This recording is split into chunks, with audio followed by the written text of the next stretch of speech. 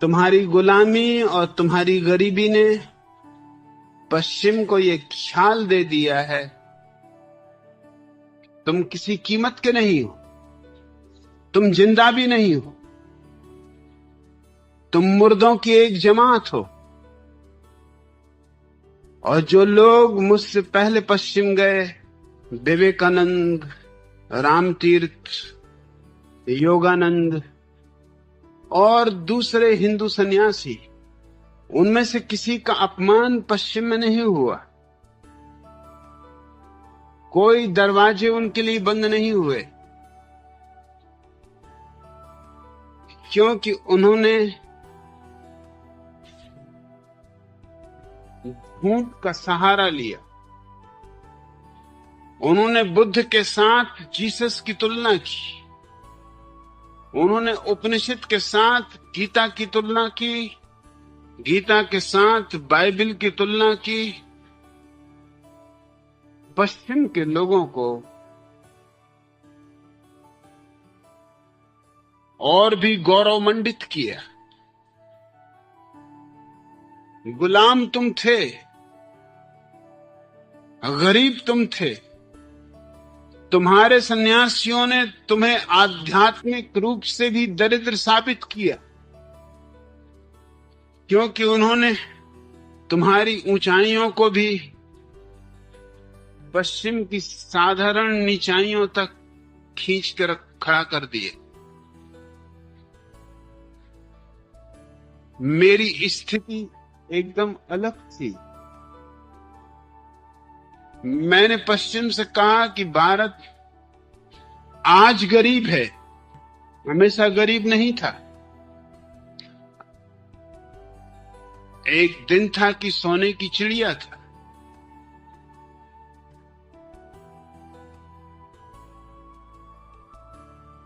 और भारत ने जो ऊंचाइयां पाई हैं, उनके तुमने सपने भी नहीं देखे। और तुम जिसको धर्म कहते हो, उसको भारत की ऊंचाइयों के समक्ष धर्म भी नहीं कहा जा सकता।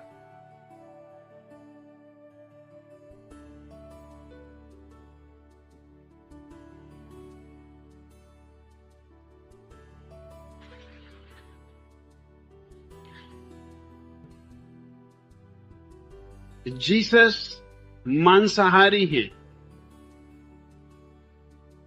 शराब पीते।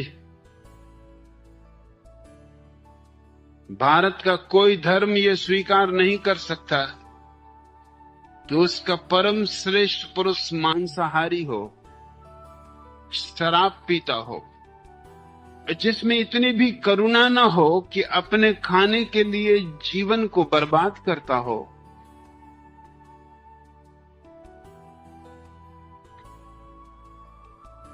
जो अपने भोजन के लिए इतना अनादर करता हो जीवन का।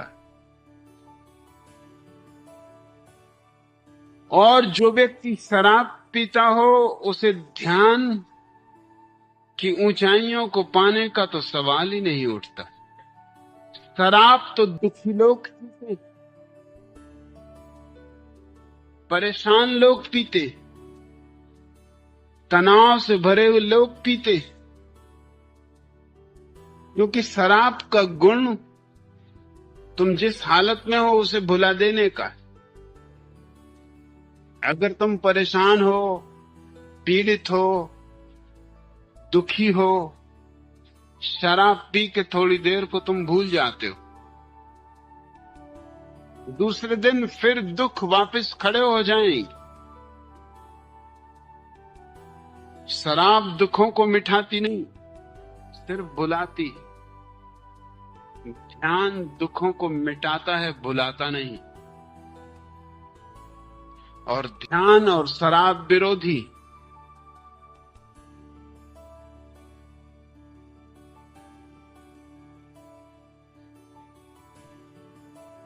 ईसाइयत में ध्यान के लिए कोई जगह नहीं, लेकिन तुम्हारे विवेकानंद और योगानंद और रामतीर्थ सिर्फ प्रशंसा पाने के लिए पश्चिम ये समझाने की कोशिश करते रहे कि जीसस उसी कोटि में आते हैं जिसमें बुद्ध आते हैं, जिसमें महावीर आते हैं, ये झूठ था।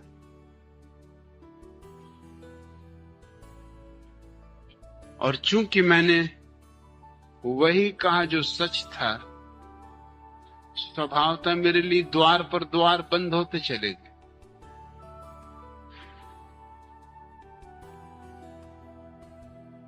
मैं नहीं स्वीकार करता हूं कि जीसस के कोई भी वचनों में वैसी ऊंचाई है जो उपनिषद में, या उनके जीवन में कोई ऐसी खूबी है जो बुद्ध के जीवन में। उनकी खूबियां साधारण।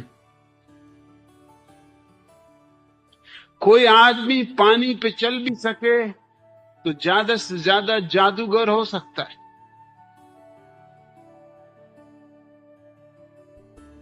और पहली तो बात यह है कि वो कभी पानी पे चले, इसका कोई उल्लेख सिवाय ईसाइयों की खुद की किताब को छोड़कर किसी और किताब में नहीं।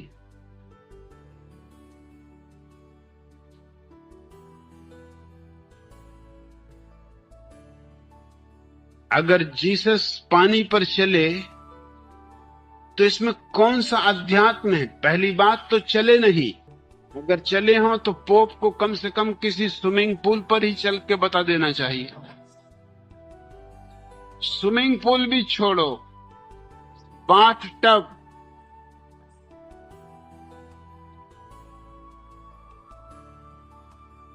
उतना भी प्रमाण काफी होगा, क्योंकि वो प्रतिनिधि हैं और इनफॉलिबल, उनसे कोई भूल नहीं होती।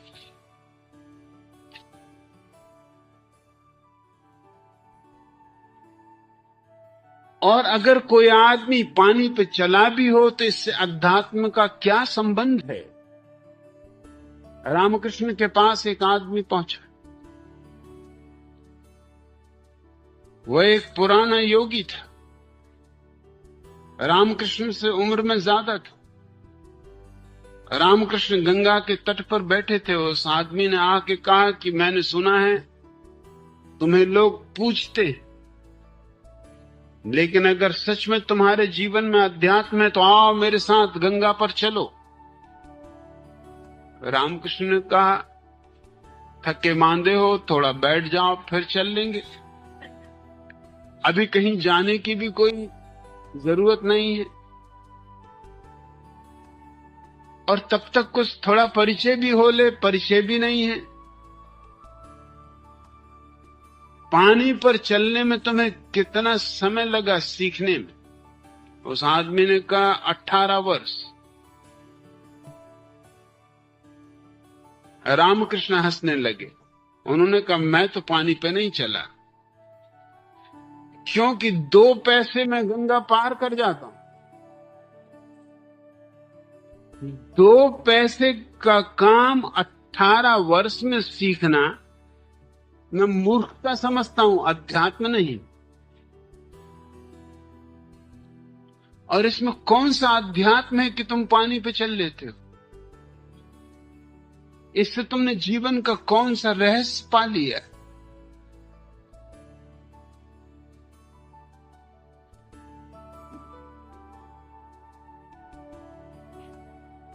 एक घटना मुझे स्मरण आती है जो तुम्हें फर्क को समझाएगी। जीसस के संबंध में कहा जाता है कि उन्होंने एक मुर्दे आदमी को जिंदा किया। जरा सोचने की बात है कि मुर्दे रोज मरते,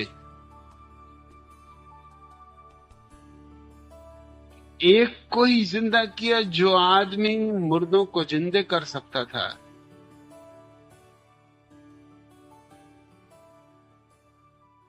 ये थोड़ा आश्चर्यजनक है कि उसने एक को ही जिंदा किया, और वो भी उसका अपना मित्र था, लजारस। मामला बिल्कुल बनाया हुआ है।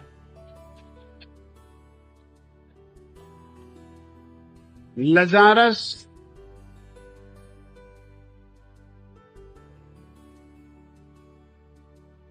एक गुफा में लेटा हुआ है और जीसस बाहर आके आवाज देते हैं, लजारस उठो। मृत्यु से बाहर जीवन में आ, और लजारस तत्काल गुफा के बाहर आ जाते। अब बहुत सी बातें विचारनी है।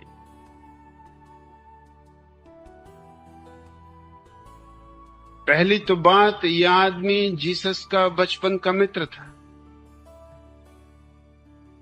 दूसरी बात, जो आदमी मर जाने के बाद वापस लौटा हो, उसके जीवन में कोई क्रांति घटनी चाहिए। लजरास के जीवन में कोई क्रांति नहीं घटी। इस घटना के अलावा लजारस के बाबत कहीं कोई उल्लेख नहीं। क्या तुम सोचते हो एक आदमी मर जाए, मृत्यु के पार के जगत को देखकर वापस लौटे और वैसा का ही वैसा बना रहे?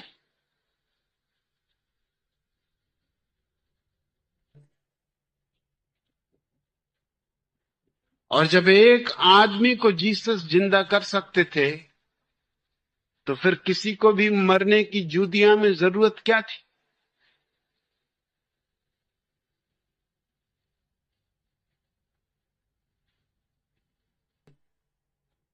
इस घटना को मैं इसलिए ले रहा हूं कि ठीक ऐसी ही घटना बुद्ध के जीवन में घटी।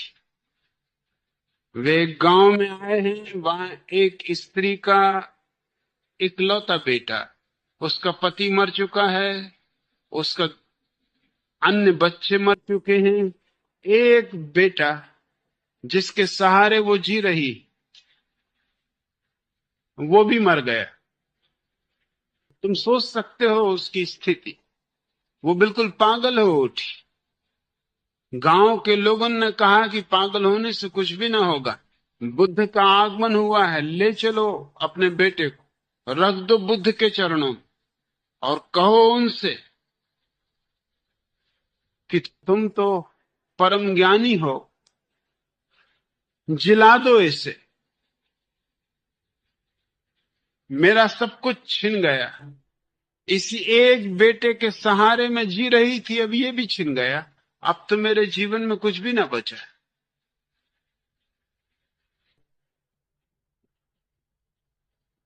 बुद्ध ने उस स्त्री से कहा, निश्चित ही तुम्हारे बेटे को मैं सांझ तक जिला दूंगा, लेकिन उसके पहले तुम्हें एक शर्त पूरी करनी पड़ेगी। तुम अपने गांव में जाओ और किसी घर से थोड़े से तिल के बीज ले आओ, ऐसे घर से जहां कोई मरा ना हो। बस वो बीज तुम ले आओ, मैं तुम्हारे बेटे को जिला दूं। वो पागल औरत स्वभावतः पागल होने की स्थिति में थी, भागी, इस घर में गई, उस घर में गई। लोगों ने कहा, तुम कहते हो एक मुट्ठी बीज हम बैलगाड़ियां भर के तिल के ढेर लगा सकते हैं, मगर हमारे बीज काम ना आएंगे। हमारे घर में तो न मालूम कितने लोगों की मृत्यु हो चुकी। सांझ होते होते वो सारा गांव उसे एक ही जवाब दिया कि हमारा बीज तुम जितना चाहो उतना ले लो, लेकिन ये बीज काम ना आएंगे। बुद्ध ने बड़ी उल्टी शर्त लगा दी। ऐसा कौन सा घर है जिसमें कोई मरा ना हो?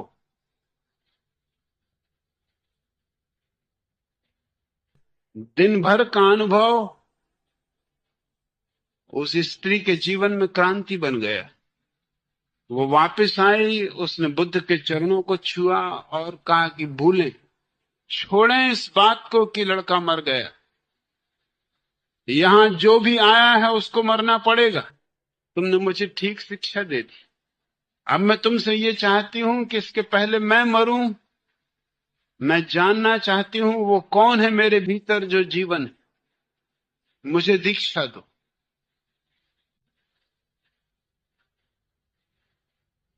जो लड़के की जिंदगी मांगने आई थी वो अपने जीवन से परिचित होने की प्रार्थना लेके खड़ी हो गई, वो सन्यासिनी हो गई।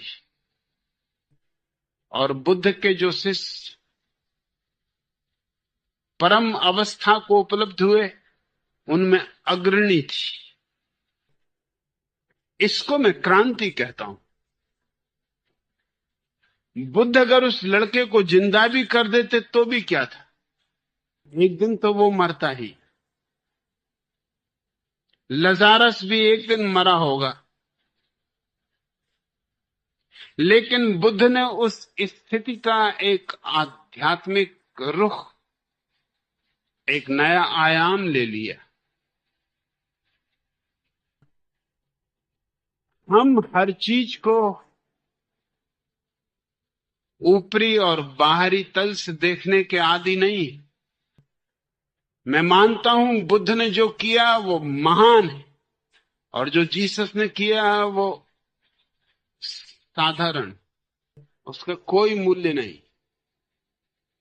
मेरी इन बातों ने पश्चिम को घबरा दिया।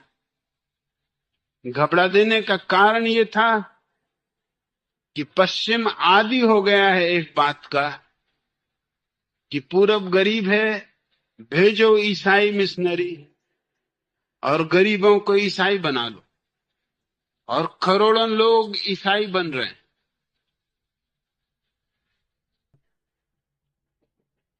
लेकिन जो लोग ईसाई बन रहे हैं पूरब में, वो सब गरीब हैं, भिखारी हैं, अनाथ हैं, आदिवासी हैं, भूखे हैं, नंगे हैं।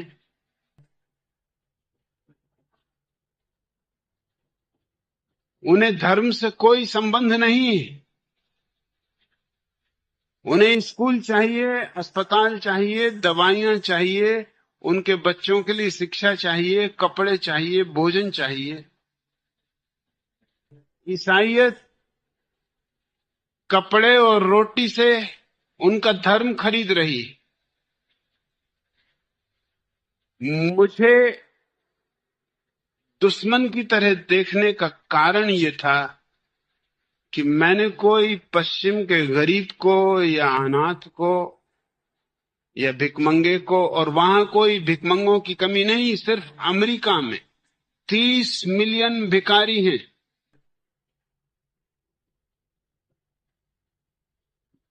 जो दुनिया के दूसरे भिखारियों को ईसाई बनाने में लगे हैं, वो अपने भिखारियों के लिए कुछ भी नहीं कर रहे हैं, क्योंकि वो ईसाई हैं ही।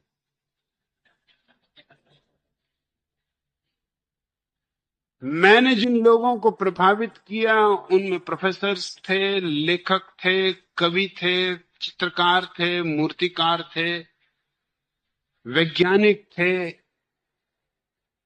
आर्किटेक्ट थे, प्रतिभा संपन्न लोग थे। और ये बात घबराहट की थी कि अगर देश के प्रतिभा संपन्न लोग मुझसे प्रभावित हो रहे हैं तो ये एक बड़े खतरे की सूचना है,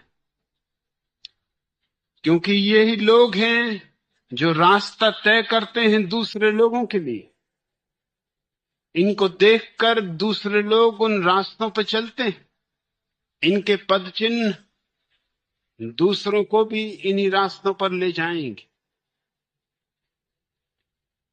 और मैंने किसी को भी नहीं कहा कि तुम अपना धर्म छोड़ दो।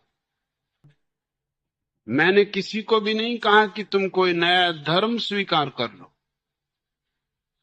मैंने तो सिर्फ इतना ही कहा कि तुम समझने की कोशिश करो क्या धर्म है और क्या अधर्म है। फिर तुम्हारी मर्जी, तुम बुद्धिमान हो और विचारशील हो। मेरा एक ही जुर्म है और एक ही अपराध है कि मैंने उन देशों में पहली बार ये जिज्ञासा पैदा की कि जिस पूरब के लोगों को हम ईसाई बनाने के लिए हजारों मिशनरियों को भेज रहे हैं। उस पूरब ने आकाश की बहुत ऊंचाइयां छुई।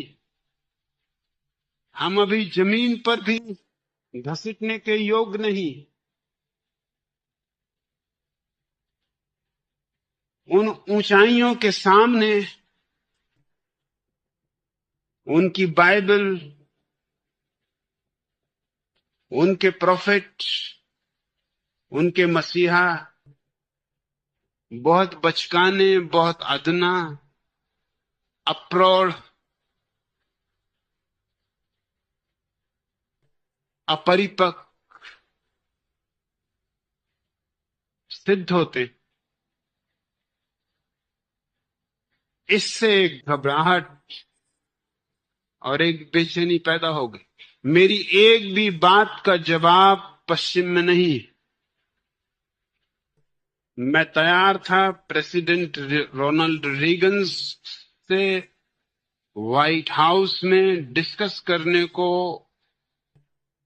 खुले मंच पर, क्योंकि वो फंडामेंटलिस्ट ईसाई, वो मानते हैं ईसाई धर्म ही एकमात्र धर्म, बाकी सब धर्म सब थोथे।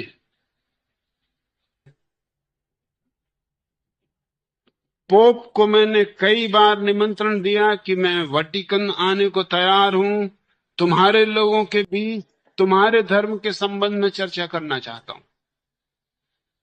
और तुम्हें चेतावनी देना चाहता हूं कि जिसे तुम धर्म कह रहे हो वो धर्म नहीं है, और जो धर्म है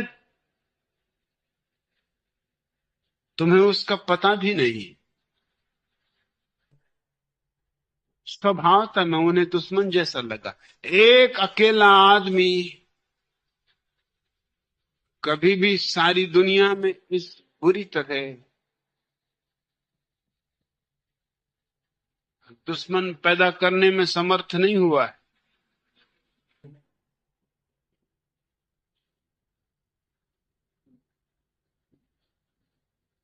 हर देश की पार्लियामेंट ने निश्चित किया हुआ है कि मैं उनके देश में प्रवेश न कर सकूं, क्योंकि मैं खतरनाक आदमी हूं। मैं उनकी नैतिकता को नष्ट कर दूंगा, उनके धर्म को नष्ट कर दूंगा।